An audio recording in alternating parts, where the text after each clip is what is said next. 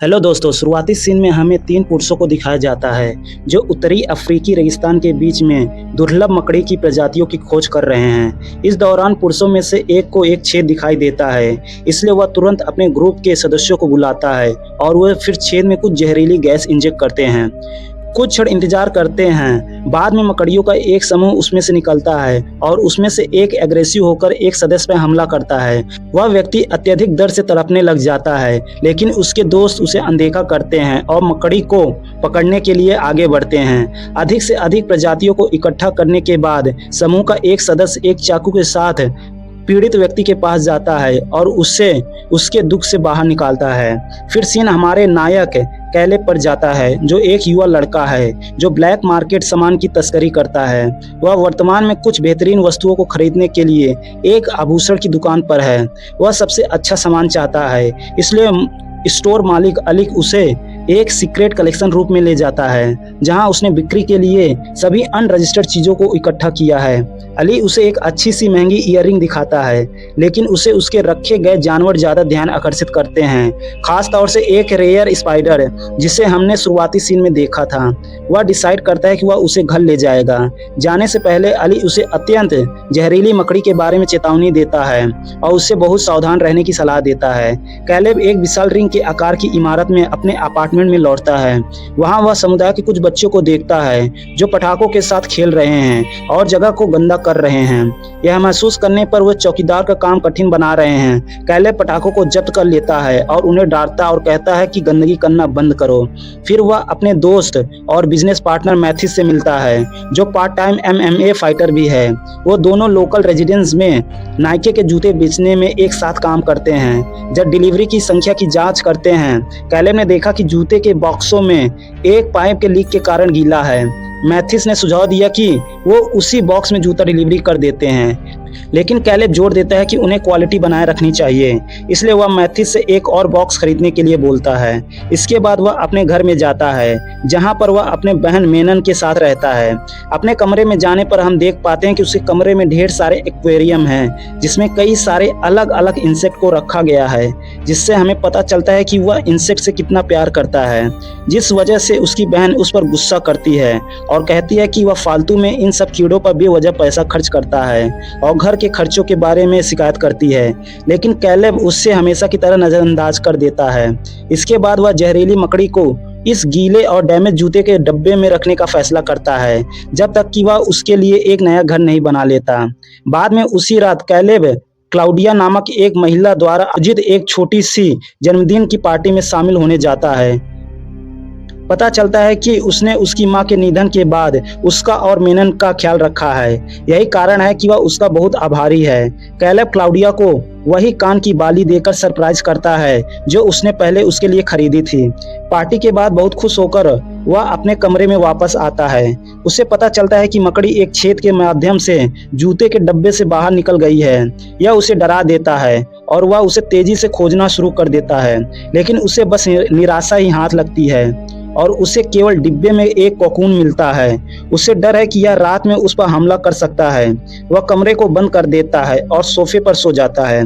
अगले दिन उसे तेज आवाज के कारण उठना पड़ता है, क्योंकि उसकी बहन अपने दोस्त और उसके बॉयफ्रेंड जॉर्डी के साथ अपार्टमेंट को रेनोवेट कर रहे थे। कुछ ही देर बाद मैथिस जूते के लिए एक नया बॉक्स लेकर आता है। जब पैकिंग हो जाती है तो कैलेब उसे एक स्थानीय निवासी को देने जाता है। इस लेन देन को एक अन्य स्थानीय निवासी द्वारा देख लिया जाता है, जिसे संदेह होता है कि वो ड्रग की तस्करी कर रहे हैं। तब वह बताता है कि यह इतना अच्छा बॉक्स है कि इसमें ड्रग्स नहीं हो सकता और वह अभी कोई भी प्रतिक्रिया नहीं करना चाहता, इसलिए वह वहां से चला जाता है।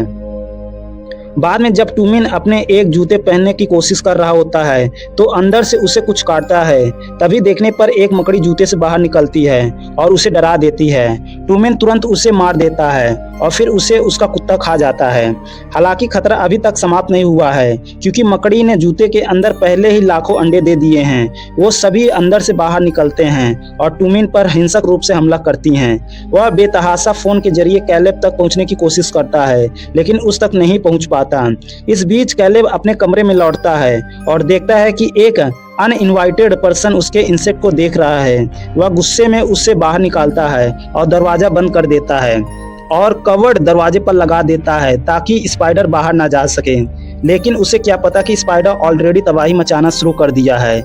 इस समय तक टुमैनी ने घुटन और भयंकर दर्द देखा, जिसके परिणाम स्वरूप अंततः उसकी मृत्यु हो जाती है।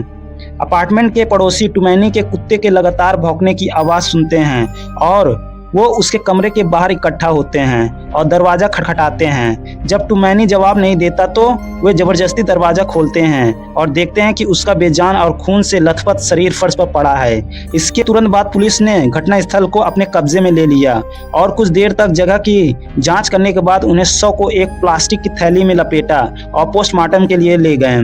उसके बाद निवासी टुमैनी के कुत्ते को लेकर स्थिति को समझने के लिए कैलेब के कमरे में इकट्ठा हुए।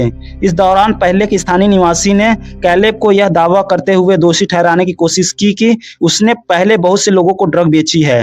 हालांकि जॉडी ने दावा किया कि टुमैनी के शरीर पर कोई भी सिरिंज के निशान नहीं थे, इसलिए यह कन्फर्म हो जाता है कि यह ड्रग ओवरडोज का मामला नहीं है। और दूसरी तरफ बेसमेंट में सफाई कर्मी सफाई के दौरान देखती है कि सारे एयर डक्ट्स मकड़ी के जाल से ढक गए हैं और वह अंदर तक फैले हुए हैं, जिसे वह साफ करने के लिए स्प्रे का इस्तेमाल करती है और साफ करते करते वह अंदर तक चली जाती है। कुछ समय बाद लाइला बाथरूम का उपयोग करने जाती है। जब वेंट कवर नीचे गिर जाता है, वह इसे वापस लगाने की कोशिश करती है, लेकिन गलती से उठाते समय ठोकर खाकर गिर जाती है।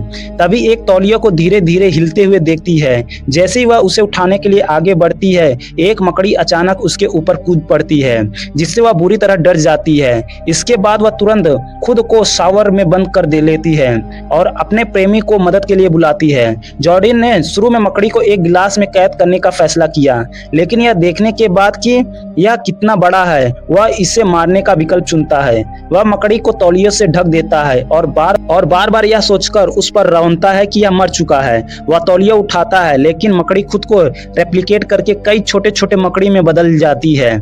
यह सब देख वह बहुत ज्यादा डर जाता है और जल्दी से बाथरूम को बंद कर देता है और पूरी तरह से उसे सील कर देता है। इसके बाद वह कैलेब से इसके बारे में पूछते हैं तो वह सब बताता है कि वह एक मकड़ी लाया था जिसे बॉक्स में रखा था, लेकिन वह बॉक्स से भाग गई जिसमें सिर्फ एक कोकून बचा था। यह सुनने के बाद जोडी उस बॉक्स को खोलता है। जैसे ही वह इसे खोलता है, उससे तुरंत इसे बंद करना पड़ता है। पता चलता है कि बॉक्स अब मकड़ियों से भर गया है। इस बीच चौकीदार तहखाने की सफाई करना जारी रखती है। जब वह छत पर मकड़ी के जालों का एक गुच्छा देखती है, वह उत्सुक होकर छत पर एक वेंट खोलती है।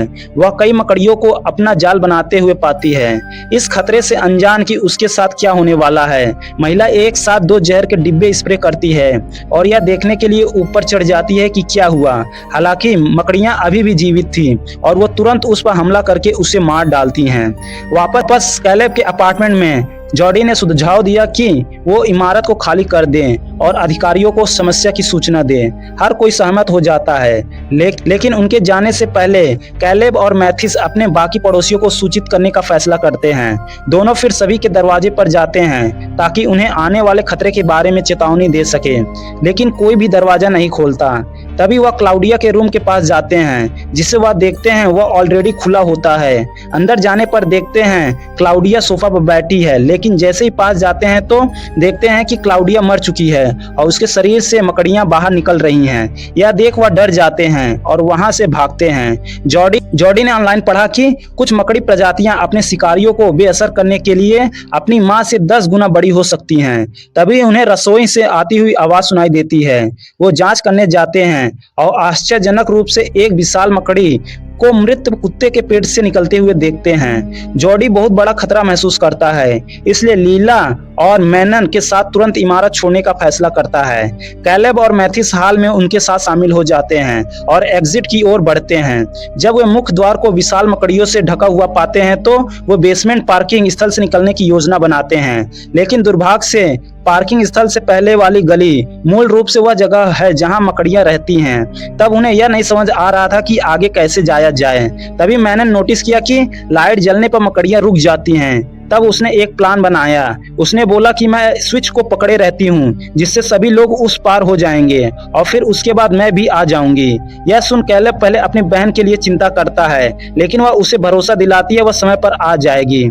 इसके बाद अन्य लोग अपने हुड लगाते हैं और सावधानी से मकड़ियों और उसके मोटे जालों के बीच से अपना रास्ता बनाते हैं। एक बार जब वे दूसरी ओर पहुंच जाते हैं, मैनन टाइमर को सबसे लंबी सेटिंग पर सेट करती है और अपने समूह की ओर दौड़ती है। लेकिन जैसे ही वह गली के अंत के करीब पहुंचती है, लाइट बुझ जाती है जिससे वह रुक जाती है। मकड़ियां धीरे धीरे उसे घेर लिया और ऐसा लगता है कि वह अपनी मृत्यु को प्राप्त करने जा रही है।